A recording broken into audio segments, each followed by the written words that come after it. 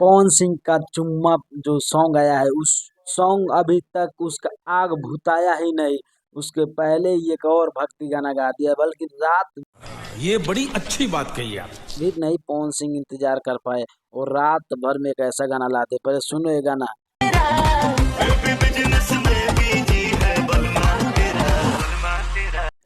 मैं जो बोला वो सही बोला ना, जो कि उसके बाद एक और गाना जो लाए हैं लामी लामी कैसी, आप सुन सकते हैं, भक्ति गाना है, मगर ये भक्ति गाना सुन के मन में शांति मिल रहा है मेरे भाई, क्योंकि ये गाना इतना शानदार गाने है गाए हैं पवन सिंह ना, कि आप लोग भी सुनेंगे। ये हिंदी सॉन्ग है मगर पवन सिंह इतना धांसू धांसू गाना गा रहा है। इस साल का मुझे एक से एक गाना आया है जो पवन सिंह का जबरदस्त हिट कर रहा है वो गाना।